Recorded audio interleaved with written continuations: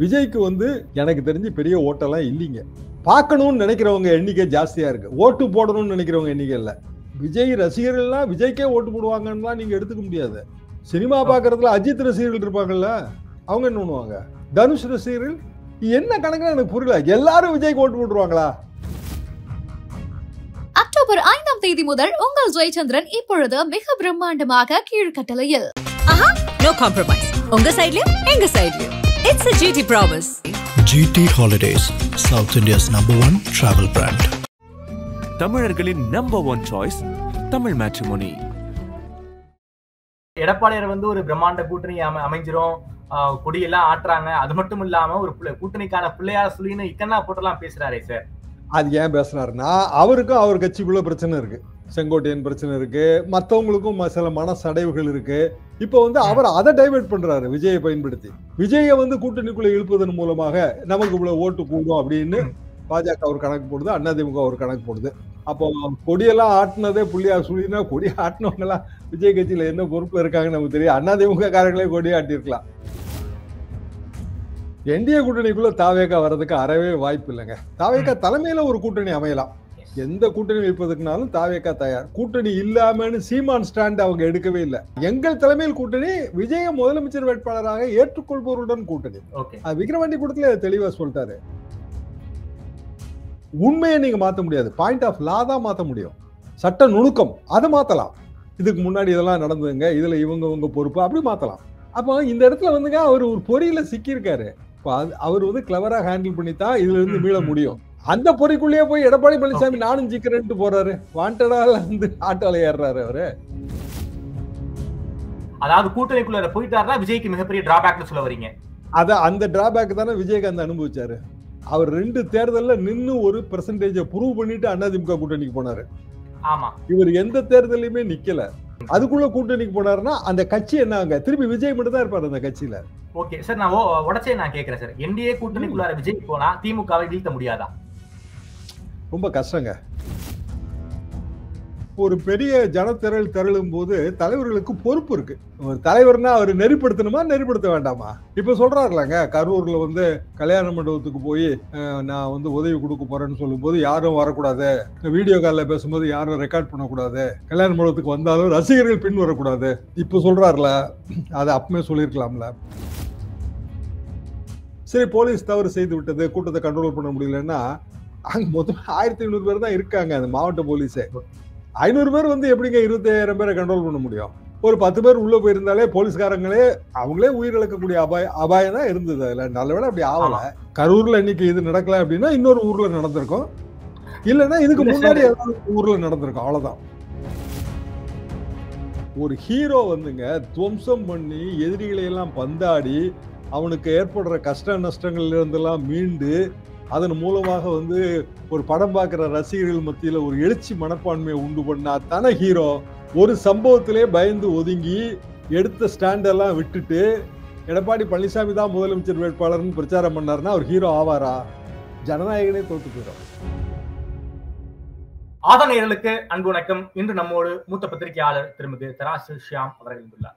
வணக்கம் ஷியாம் சார். வணக்கம் தாமரை சார், நல்லா இருக்கீங்களா? நல்லா இருக்கேன். சார், இந்த கரூர் சம்பவத்துக்கு விஜய வந்து எப்படியாவது நம்ம கூட்டணிக்குள்ளார கொண்டு வந்துடணும்னு பாஜகவும் சரி அதிமுகவும் சரி ஒரு பகீரத பிரயத்தனம் பண்ணி கொண்டிருக்காங்க. அதை நேரடியாவே நம்மளால பார்க்க முடியுது. எடப்பாடி பழனிசாமி அவர்கள் ஒரு புதிய கூட்டணிக்கான பிள்ளையார் சொல்லி போடப்பட்டு விட்டது அப்படிங்கிற துணியில குமாரபாளையத்துல பேசியிருக்காரு.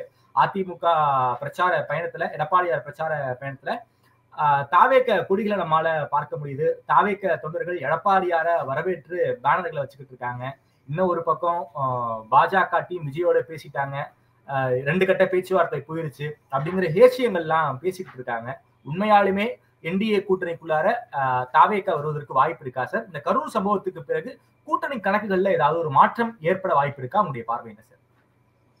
என்டிஏ கூட்டணிக்குள்ள தாவேக்கா வர்றதுக்கு அறவே வாய்ப்பு இல்லைங்க. தாவேக்கா தலைமையில ஒரு கூட்டணி அமையலாம். இன்னைக்கு பல செய்திகள், இந்தியன் எக்ஸ்பிரஸ் செய்தி, அதே மாதிரி வந்து டைம்ஸ் ஆஃப் இந்தியாவில் டிடிவி அவர்கள் பேட்டி, இதை சேர்த்து நீங்க பாத்தீங்கன்னா உள்ளுக்குள்ள இருக்கிற சில நுணுக்கமான பாயிண்ட் நமக்கு தெரியுது. தாவேக்காவை பொறுத்த வரைக்கும் விஜய் தான் முதலமைச்சர் வேட்பாளர் இல்லையா? ஆமா அதை தாண்டி அவங்க வேற முதல்ல இருந்து அதான சொல்றாங்க, அவங்க கூட்டணிக்கு தயார், எந்த கூட்டணி வைப்பதற்குனாலும் தாவேக்கா தயார். கூட்டணி இல்லாமன்னு சீமான் ஸ்டாண்ட் அவங்க எடுக்கவே இல்லை. அது ஆனா விக்ரவாண்டி எங்கள் தலைமையில் கூட்டணி கூட்டணிங்கிறாங்க. எங்கள் தலைமையில் கூட்டணி, விஜய முதலமைச்சர் வேட்பாளராக ஏற்றுக்கொள்பவருடன் கூட்டணி. ஓகே விக்ரவாண்டி கூட்டத்துல தெளிவா சொல்லிட்டாரு. இன்னும் சொல்ல போனா வந்து திமுக அதிமுக இந்த கட்சிகளை தாண்டி விஜய் அறிவித்தது, நாங்க தனி மெஜாரிட்டியோட ஆட்சியை அமைத்தாலும் அதுல வந்து கூட்டணி கட்சிகளுக்கு நாங்க வந்து இடம் கொடுப்போம், அமைச்சர் பதவிகள் கொடுப்போம். இது வந்து ஒரே ஒரு கட்சி தான் சொல்லியிருக்கு, அது வந்து விஜய் கட்சி. அதிமுக அந்த ஸ்டாண்ட் எடுக்காது, திமுக அந்த ஸ்டாண்ட் எடுக்காது. பிஜேபியை பொறுத்த வரைக்கும் 4 எம்எல்ஏ தான் இருக்காங்க, 4 டபுள் டிஜிட் ஆகினாலே போதுங்கிற மனநிலைமையில் தான் அவங்க இருப்பாங்க. அப்ப ஒரு துன்பமான சம்பவம் நடந்துருச்சு, நேரடியா விஜய் தான் காரணம் அப்படியெல்லாம் நம்ம குற்றம் சாட்ட முடியாது. அதாவது அவர் கண்ட்ரோல் பண்ணியிருக்கலாம், இதை தவிர்த்திருக்கலாம். பொதுவாக வந்து ஒரு பெரிய திரளும் போது தலைவர்களுக்கு பொறுப்பு இருக்கு, அந்த கூட்டத்தை வழிநடத்த வேண்டிய பொறுப்பு இருக்கு. இல்லைன்னா என்னங்க தலைவரை, ஒரு தலைவர்னா அவர் நெறிப்படுத்தணுமா நெறிப்படுத்த வேண்டாமா? நிச்சயமாக நெறிப்படுத்தணும். அவர் அதை பண்ணல, பின்னாடி இவ்வளவு பேர் வரும்போதே சொல்லியிருக்கலாம், அதுல ஒன்றும் பெரிய சிரமம் கிடையாது. இப்ப சொல்றாருலாங்க, கரூர்ல வந்து கல்யாண மண்டபத்துக்கு போய் நான் வந்து உதவி கொடுக்க போறேன்னு சொல்லும் போது யாரும் வரக்கூடாது, வீடியோ காலில் பேசும்போது யாரும் ரெக்கார்ட் பண்ணக்கூடாது, கல்யாண மண்டபத்துக்கு வந்தாலும் ரசிகர்கள் பின் வரக்கூடாது, இப்ப சொல்றாருல, அதை அப்பமே சொல்லியிருக்கலாம்ல. முதல்ல இருந்தே நம்மளாம் அதை எச்சரிச்சுக்கிட்டே தான் இருக்கோம். உங்க நிகழ்ச்சியிலேயே நான் சொல்லியிருக்கேன். ஆமா, அது வந்து டேஞ்சர். கரூர்ல இன்னைக்கு இது நடக்கல அப்படின்னா இன்னொரு ஊர்ல நடந்திருக்கும், இல்லைன்னா இதுக்கு முன்னாடி ஏதாவது ஊர்ல நடந்திருக்கும், அவ்வளவுதான். நிச்சயமாக பெரம்பலூர்ல விஜய் பேசியிருந்தாருன்னா கரூர்ல நடக்க வேண்டியது பெரம்பலூர்லயே நடந்திருக்க வாய்ப்பு இருக்குங்கிற ஒரு பார்வையை வந்து பத்திரிகையாளர் இதயா வச்சிருந்தாரு. அது மட்டும் இல்லாம உண்மைங்க, நான் திருச்சியில இருந்து சொல்றேங்க. இல்ல சார், பல இடங்கள்ல கேஷுவாலிட்டி நடந்திருக்கு சார். நம்ம வந்து முதல் மாநாடு விக்ரவாண்டி மாநாடுல ஆரம்பிச்சு கரூர் வரைக்கும் பல்வேறு கேஷுவாலிட்டி நடந்திருக்கு. அதை வந்து தாவேக்கா வந்து ஒழுங்கா அட்ரஸ் பண்ணலைங்கிற குற்றச்சாட்டை தாவேக்காவில இருந்து வெளியே வந்த ஜெகதீஸ்வரன் வச்சிருக்காரு சார். உண்மை, அது அவங்க சரியா அட்ரஸ் பண்ணல. கிரௌடு கூடும்போது வந்து விரும்பத்தகாத நிகழ்ச்சிகள் ஏற்படும். இப்போ நம்ம ஒரு திருவிழா கூட்டங்க, மதுரையில சித்திரை திருவிழா, எத்தனையோ திருவிழாக்கள், எங்க ஊர்ல பிள்ளையார் கோயில் திருவிழா கூட பல லட்சம் பேர் வருவாங்க, காவடி எல்லாம் எடுத்துக்கிட்டு. அப்படி வரும்போது திருவிழா நடத்துபவர்களுக்கு ஏற்கனவே எக்ஸ்பீரியன்ஸ் இருக்குங்க. அப்ப வந்து அவங்க டிராபிக் எல்லாம் கரெக்டா டைவர்ட் பண்ணி விட்டுருவாங்க. போலீஸ்காரங்களுக்கும் எக்ஸ்பீரியன்ஸ் இருக்கும், எங்க இருந்து எப்படி கிரௌடு வருதுன்னு. அப்ப வந்து இந்த காவடியெல்லாம் இந்த ரூட் வழியா போயிருங்க, அந்த காவடியெல்லாம் அந்த ரூட் வழியா போயிருங்கன்னு எல்லாமே ரொம்ப பெரிய அனுபவத்துல இருந்து அவங்க செய்வாங்க. இதுல இவங்களுக்கு எக்ஸ்பீரியன்ஸ் இல்லை. அப்போ கூட்டத்தை வந்து அப்படியான ஒரு வேற ஒரு ரூட் பிடிக்கிறது இதெல்லாமே அவங்களுக்கு தெரியல. எக்ஸிட் ரூட் கொடுக்க வேண்டியது காவல்துறையோட கடமைங்கிற மாதிரி அவங்க பேசுறாங்க. அது அப்படி இல்லை. அதுக்கு தான் நம்ம ஆர்கனைசர்கிட்ட வந்து பெர்மிஷன் கேட்டு லெட்டர் வாங்குறோம். ஆர்கனைசர் லோக்கலா இருப்பாங்க, லோக்கல் ஆளு பொறுப்பு, இதான் காரணம். சரி, போலீஸ் தவறு செய்து விட்டது, கூட்டத்தை கண்ட்ரோல் பண்ண முடியலன்னா அங்க மொத்தம் 1500 பேர் தான் இருக்காங்க அந்த மாவட்ட போலீஸே. 500 பேர் வந்து எப்படிங்க 25,000 பேரை கண்ட்ரோல் பண்ண முடியும்? அவனே ஒரு 10 பேர் உள்ள போயிருந்தாலே போலீஸ்காரங்களே அவங்களே உயிரிழக்கக்கூடிய அபாயம் தான் இருந்தது. அதுல நல்லவேளை அப்படி ஆகல. அப்போ வந்து போலீஸும் இதுல பெரிய கண்ட்ரோல்லாம் பண்ண முடியாதுங்க. ஒரு கமிஷன் என்ன சொல்லலாம்னா, எதிர்காலத்துல இப்படி சம்பவம் நடக்காம இருக்கிறதுக்கு என்ன வழி அப்படி வேணா சொல்லலாம். மற்றபடி இதுதான் ரெஸ்பான்சிபிள், இவங்க தான் ரெஸ்பான்சிபிள். துப்பாக்கி சூடு நடக்குதுன்னா யார் ரெஸ்பான்சிபிள் கண்டுபிடிச்சிடலாம். ஏன்னா வந்து ஒரு புல்லட் பாஞ்சிருக்கும், இந்த புல்லட்ல வந்து நம்பர் இருக்கும், இந்த துப்பாக்கில இருந்து பாஞ்சது, எந்த உயரத்துல இருந்து பாஞ்சது, பல விஷயம் இருக்கு இதுல. பட் ஜன நெரிசல்ல மிதிப்பட்டு இறந்து போறவங்க அவங்களுக்கெல்லாம் அப்படியான ஒரு பாயிண்ட் இல்லை. அப்போ விஜய் வந்து வருவதற்கு முன்னால் இவ்வளவு கூட்டம் இருக்கும்போது அதை ஏன் வந்து அவங்க யூகிக்க தவறினார்கள்? அனுபவ குறைவு. சம்பவம் நடந்த பிறகு நியாயமாக ஒரு சில கட்சிகள் என்னெல்லாம் செய்யணுமோ அதை எதையுமே அவங்க செய்யல, டோட்டலாவே செய்யலைங்க. அதாவது இறந்தவர்களுக்கு ஒரு அனுதாபம் ஒண்ணுமே இல்லைங்க. நம்ம வந்து ஒரு பெரிய தலைவர் இறந்து போயிட்டா எல்லா கூடிய அரக்கம்பத்துல பழக்க விடுவோம்ல. ஆமா, தாவேக்கா கூடிய அரக்கம்பத்துல பழக்க விட்டுருக்கலாம்லங்க. அது வந்து ஒரு ஆறுதலா இருந்திருக்குமே. நீங்க போவேனாங்க, கஷ்டம்தான், உடனடியாக வந்து நிவாரணம் கொடுக்க வேண்டாம், ஸ்டேட் கவர்மெண்ட்டுக்கு ஃபெசிலிட்டி இருக்கு, உடனே முதலமைச்சர் வந்துட்டாரு, அதெல்லாம் சரிங்க. குறைந்தபட்சம் நீங்க உங்க கட்சி கொடிகளை அரைக்கம்பத்தில் பறக்க விட்டுருக்கலாம் அல்லவா? இதான் கேள்வி. அதெல்லாம் அவங்க செய்யல. சோ எல்லாமே வந்து விஜய் நோக்கி பாயிண்ட் அவுட் பண்ணுது, தாவேக்காவை நோக்கி பாயிண்ட் அவுட் பண்ணுது. இதை தாண்டி நம்ம யோசிக்கும் போதுதான் இந்த அரசியல் வருது. ஏன் இதை செய்யல அதை செய்யல, இந்த கேள்வி எல்லாம் வந்து ஒரு நபர் கமிஷன் கேட்கும். அரசியல் கேள்வி எப்படி வருது? விஜயை வந்து கூட்டணிக்குள்ள இழுப்பதன் மூலமாக நமக்கு இவ்வளவு ஓட்டு கூடும் அப்படின்னு பாஜக ஒரு கணக்கு போடுது, அதிமுக ஒரு கணக்கு போடுது. அப்போ கொடியெல்லாம் ஆட்டினதே புள்ளியா சொல்லினா, கொடி ஆட்டினவங்க எல்லாம் விஜய் கட்சியில என்ன பொறுப்புல இருக்காங்கன்னு நமக்கு தெரியும். அதிமுக காரங்களே கொடி ஆட்டிருக்கலாம். ஆமா, அதுல அப்படியெல்லாம் கணக்கு கிடையாதுங்க. ஆனா விஜய் வந்து இந்த கூட்டணிக்குள்ள வருவாரா அப்படின்னா வர மாட்டாருன்னு தான் நான் உறுதியா நம்புறேன். என்ன காரணம்னா, அப்படி வந்தாருன்னா அவர் இப்பவுமே அவுட் ஆயிடுவாரு. திமுக அதிமுக 2 அணி, சீமான் 3வது அணி, விஜய் வந்து 2வது அணியா இருக்கலாம், 3வது அணியா இருக்கலாம், 4வது அணியா இருக்கலாம். ஒரு அணியா வந்திருக்காரு, ஒரு கட்சியை ப்ரொமோட் பண்ணிருக்காரு.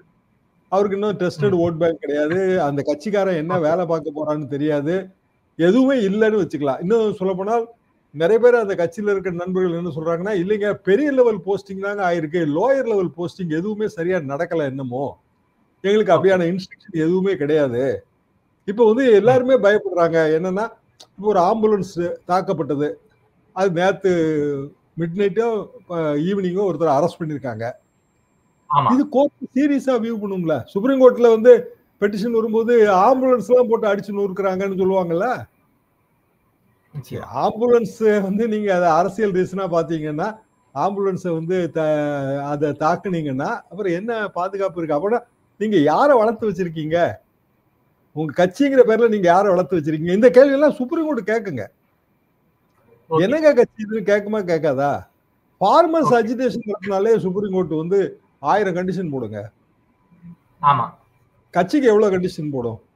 திடீர்னு ஒரு வியூ எடுத்துருச்சுன்னு வைங்க சுப்ரீம் கோர்ட், இதெல்லாம் வந்து தீவிரமா யோசிக்க வேண்டிய விஷயம், கட்சிகளுக்கெல்லாம் நீங்க கண்டமணிக்கு பதிவு கொடுக்குறீங்க, தேர்தல் ஆணையம் வந்து இந்த பதிவெல்லாம் திருப்பி மறு ஆலோசனை பண்ணணும்னு ஒரு சீரியஸ் வியூ எடுத்துருச்சுன்னா என்ன பண்ணுவீங்க? செய்யலாம்ல. அப்படி ஒரு அதிகாரம் இருக்கு சுப்ரீம் கோர்ட்லங்க. அது சரி, சுப்ரீம் கோர்ட் சுப்ரீம் யார் சொன்னாலும் மெட்ராஸ் சிஜிஐ சொன்னது, நாங்க அதெல்லாம் செய்ய முடியாதுங்க, சுப்ரீம் கோர்ட் சுப்ரீம்னாரு. அவங்க எப்படி வேணாலும் முடிவு எடுப்பாங்க. அப்போ இவங்க பெட்டிஷன் போடுறாங்க போறாங்கன்னா இதுல அரசியல் இருக்குங்கிறது சுப்ரீம் கோர்ட் தெரியும். Don't bring your politics into my court பாரு ஜட்ஜ். அதுபோக ஒரு கட்சி, அது பதிவு பெற்ற கட்சி, குறைந்தபட்ச பொறுப்பை கடைபிடிக்கலை அப்படின்னு எடுத்துக்குவாரு. அப்போ இப்பவே வந்து கூட்டணி பேசினா நாளைக்கு எதிர்காலத்துல சட்ட பின்னடைவு ஏற்படும் போது அந்த கூட்டணிக்கு எவ்வளவு பெரிய பின்னடைவு வரும் யோசிச்சு பாருங்க. வருமா வராதா? அதாவது இன்னைக்கு தேதிக்கு விஜய்க்கு ஏதோ ஓட்டு இருக்குன்னு நினைக்கிறாங்க. எனக்கு தெரிஞ்சு பெரிய ஓட்டெல்லாம் இல்லைங்க. விஜய்க்கு வந்து ஒரு சூப்பர் ஸ்டாராக ஒரு பாப்புலாரிட்டி இருக்கு. பார்க்கணும்னு நினைக்கிறவங்க எண்ணிக்கை ஜாஸ்தியா இருக்கு, ஓட்டு போடணும்னு நினைக்கிறவங்க எண்ணிக்கை இல்லை. விஜயை பார்க்கணும்.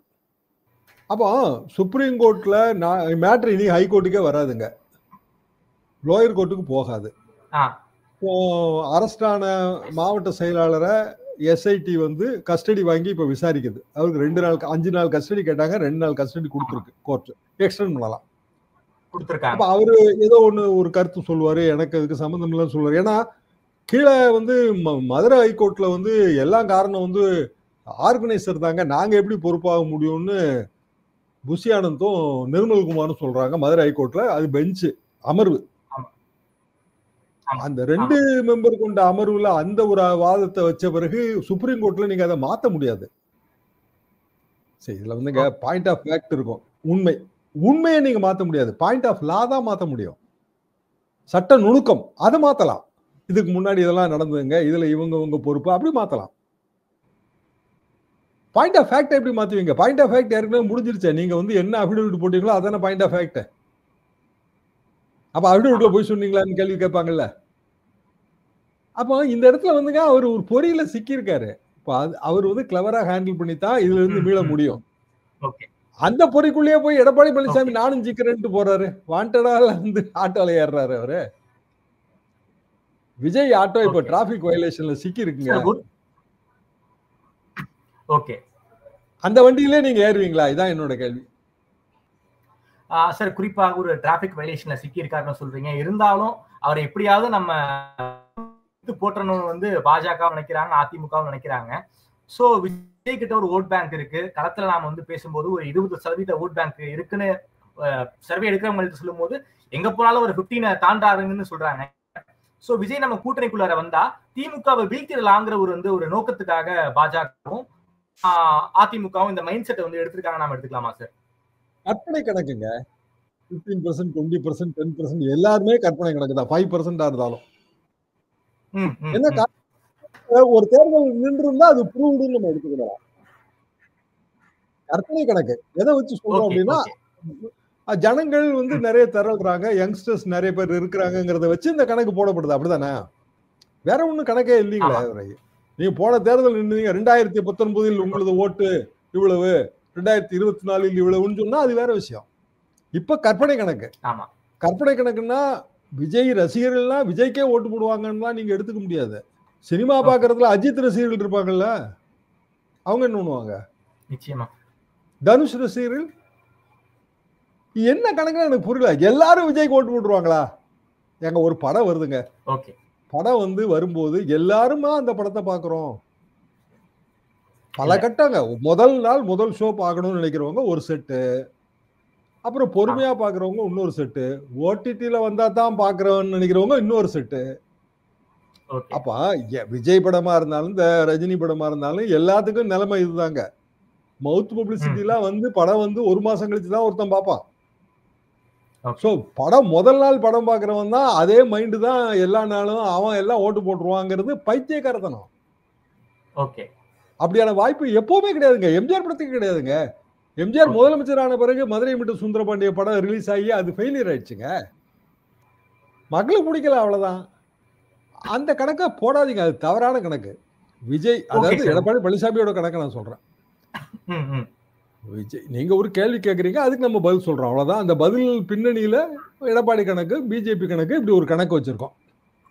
அப்ப பிஜேபிக்கு ரொம்ப சிம்பிளான எண்ணம் தான். 4 எம்எல்ஏ இருக்காங்க, 5 எம்எல்ஏ வந்தாலும் லாபம் தான். அவங்க வந்து இப்போ பார்வையாளராக போட்டிருக்கிறவர் வந்து அவர் டெல்லியில பிஜேபியை வெற்றி பெற வைத்தவர். ஆனா டெல்லியில பிஜேபிக்கு ஏற்கனவே 35-40% ஓட்டு இருந்துச்சு. ஆம் ஆத்மிக்கும் பிஜேபிக்கு இடையில கொஞ்சம் தான் டிஃபரன்ஸ் டெல்லி எலெக்ஷன்ல. சோ 35% ஓட்டா 37% ஓட்டா மாத்துறது பெரிய வித்த கிடையாது.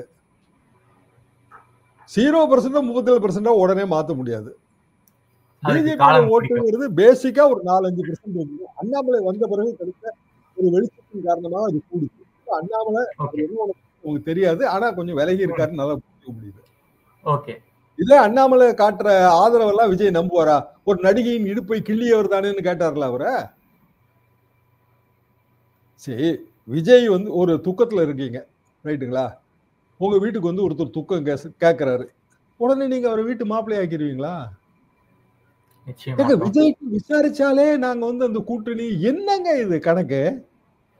போன் பண்ணி விசாரிக்கிறாங்க, தம்பி இந்த மாதிரி ஆயிப்போச்சு தம்பி, கஷ்டமா இருக்கு மனசுக்கு, மனசு தளர விட்டுறாதீங்க, நீங்க எல்லாம் அரசியல்ல இருக்கணும், இவ்வளவுதான் ஆறுதல்ங்கிறது, இவ்வளவுதான் சொல்ல முடியும். இல்ல இவர் ரொம்ப ஆறுதல் சொல்லிட்டாரு, இவர் அடுத்த வீட்டு மாப்பிள்ள நமக்கு வருதா அப்படின்னு சொல்லுவீங்க? அவ்வளவு தூரம் வந்து சினிமால இருந்து இவ்வளவு, சினிமால எவ்வளவு கஷ்டப்படுதாங்க விஜய் இந்த நிலைமைக்கு வந்திருப்பாரு. அவருக்கு இந்த அகடவேட சாமர்த்தியம் தெரியாதா? முதட்டளவு அனுதாபம் அரசியல்ல என்னென்ன சங்கடங்களை ஏற்படுத்துங்கிறது தெரியாதா? ஆனா எடப்பாடியார் வந்து ஒரு பிரம்மாண்ட கூட்டணி அமைஞ்சிரும், கொடியெல்லாம் ஆட்டுறாங்க, அது மட்டும் இல்லாம ஒரு கூட்டணிக்கான பிள்ளையார் சொல்லின்னு இக்கன்னா போட்டெல்லாம் பேசுறாரே சார். அது ஏன் பேசுறாருன்னா, அவருக்கும் அவர் கட்சிக்குள்ள பிரச்சனை இருக்கு. செங்கோட்டையன் பிரச்சனை இருக்கு, மற்றவங்களுக்கும் சில மனசடைவுகள் இருக்கு. இப்ப வந்து அவர் அதை டைவர்ட் பண்றாரு விஜயை பயன்படுத்தி. இல்ல நான் விஜய்கிட்ட எல்லாம் பேசிட்டேன், விஜய் வரப்போறாரு நம்ம கூட்டணிக்கு. இதுக்கு முந்தியும் இந்த பிரச்சனை எல்லாம் இல்லாததுக்கு முந்தியும் அவர் அப்படி பேசணும் தானே, மெகா கூட்டணின்னு. மெகா கூட்டணி அமைப்போம் விஜய் வந்து சில உறுதியான ஸ்டாண்ட விஜய் சொன்ன உடனே எடப்பாடி அது பேசுறதை விட்டுட்டாரு. இப்போ வந்து கிரைசிஸ் இருக்கும்போது வருவாரு அப்படிங்கிற ஒரு நம்பிக்கையை அவர் கட்சிக்காரங்களுக்கு விதைக்கிறாரு. அதான் ரீசனுங்க, வேற என்ன ரீசன்? சார் கூட்டணி உருவானா திமுக வீழ்த்த முடியாதா சார்? இல்ல விஜய்க்கு என்ன சிக்கல் இருக்கு? விஜய்க்கு என்ன சிக்கல் இருக்குன்னா, அவர் எடுத்து வச்ச முதலே ஸ்டாண்ட் வச்சுட்டாரு, நான் முதலமைச்சர் வேட்பாளர்னு சொல்லிட்டாரு. கட்சிக்காரன் அதை நம்புறான். கட்சிக்காரங்கிறவன் எவ்வளவு கம்மியா இருந்தாலும் அதிகமா இருந்தாலும் அவன் நம்புறான். அதை தாண்டி அவன் வந்து வேலை பார்க்க மாட்டான். என்ன காரணம்னா, இப்போ நான் வந்து ஒரு கிராமத்துல இருக்கேன், நான் விஜய் ஆதரவு மனப்பான்மையில ஊருக்குள்ள சில நல்ல காரியம் பண்ணியிருப்பேன், சில பேரை பகைச்சிருப்பேன், ஆனா எனக்கே பின்னாடி ஒரு கட்சி இருக்கும். நீங்க ஆமா. திடீர்னு அந்த ஊர்ல வந்து நான் வந்து அதிமுகவுடைய பிஜேபியோட அட்ஜஸ்ட் பண்ணி போகணும்னு சொன்னீங்கன்னா நான் அவுட் ஆயிடுவேன். எங்க Okay. கட்சி தலைவரை நம்பி கிடையாது, கட்சி தொண்டர்களை நம்பி எந்த கட்சியா இருந்தாலும்.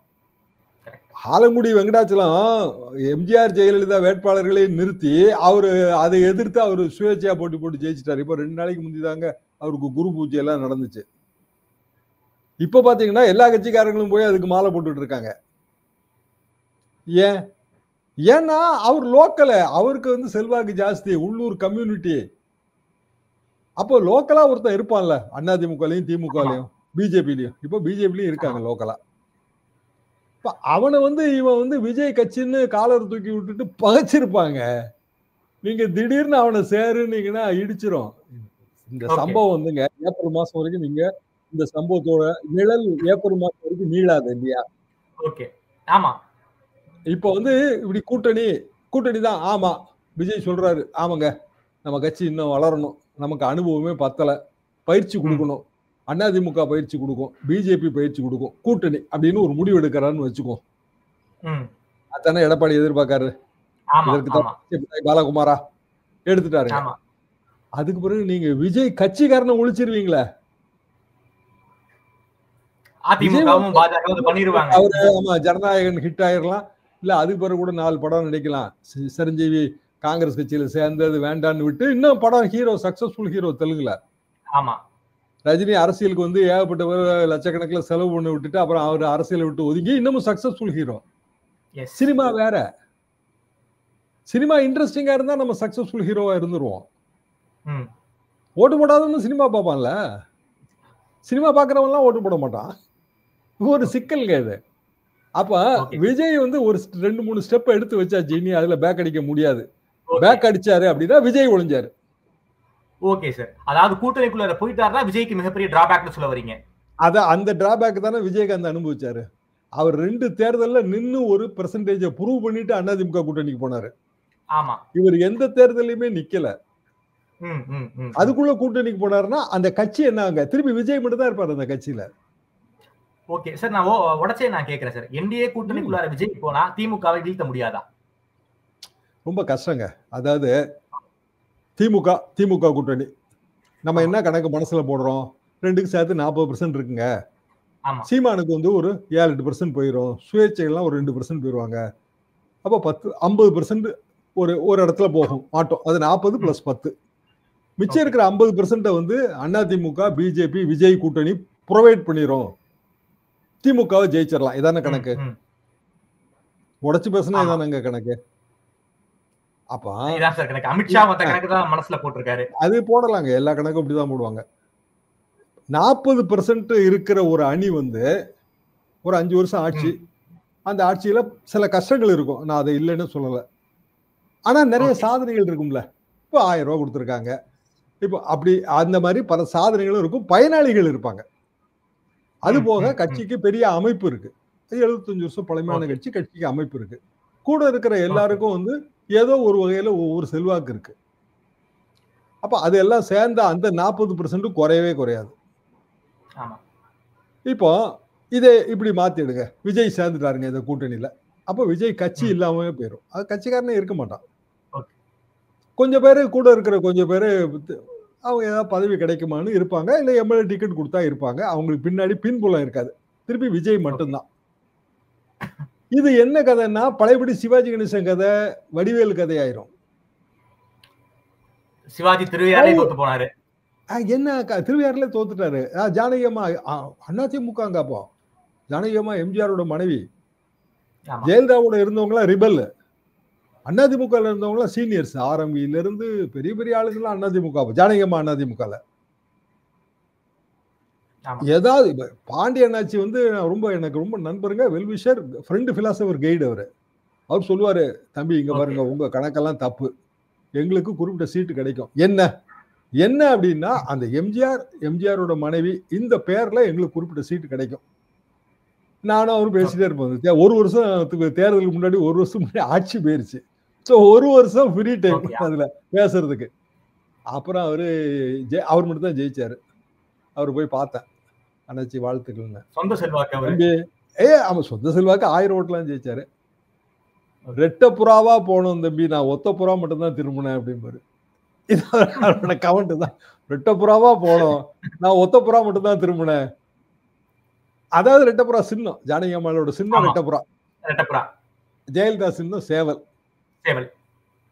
இப்போ இதே நிலைமையில அப்படியே எடுத்தீங்கன்னா விஜய் சிவாஜியாக போறாராங்கிறதான் கேள்வி. ஓகே, ஒரு ஹீரோ வந்துங்க துவம்சம் பண்ணி எதிரிகளை எல்லாம் பந்தாடி அவனுக்கு ஏற்படுற கஷ்ட நஷ்டங்கள்ல இருந்தெல்லாம் மீண்டு அதன் மூலமாக வந்து ஒரு படம் பார்க்கிற ரசிகர்கள் மத்தியில ஒரு எழுச்சி மனப்பான்மையை உண்டு பண்ணா தானே ஹீரோ. ஆமா, ஒரு சம்பவத்திலே பயந்து ஒதுங்கி எடுத்த ஸ்டாண்டெல்லாம் விட்டுட்டு எடப்பாடி பழனிசாமி தான் முதலமைச்சர் வேட்பாளர்னு பிரச்சாரம் பண்ணாருன்னா அவர் ஹீரோ ஆவாரா? மாட்டார். ஜனநாயகனே தோத்து போயிடும். ஓகே சார், சினிமாவோட அரசியல சினிமாவோட ரிலேட் பண்றீங்க. இல்ல அப்படி நீங்க ஜனநாயகன்ங்கிற படம் நடந்திருக்குல்ல, சிவாஜிக்கு நடந்ததுதான்.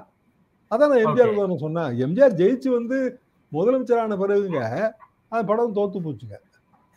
ஓகே, அந்த இமேஜ் அடிபட்டுருச்சு. அதாவது மதுரை மீட்ட சுந்தரபாண்டியன் அப்படின்னா எம்ஜிஆருங்கிற அந்த இமேஜ்ல அது மக்களுக்கு பிடிக்கல, அவ்வளவுதான். ஜனநாயகங்கிற படம், அது படம் எப்படின்னு தெரியாதுங்க.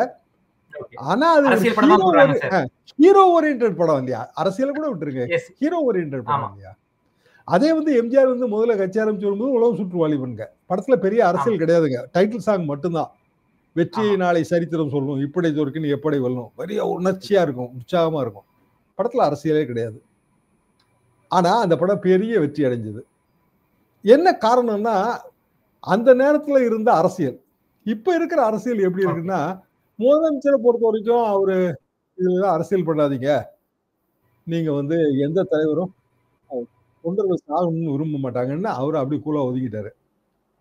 அதுக்கு பிறகு எடுக்க வேண்டிய எல்லா நடவடிக்கைகளையும் அவர் எடுத்துட்டாரு.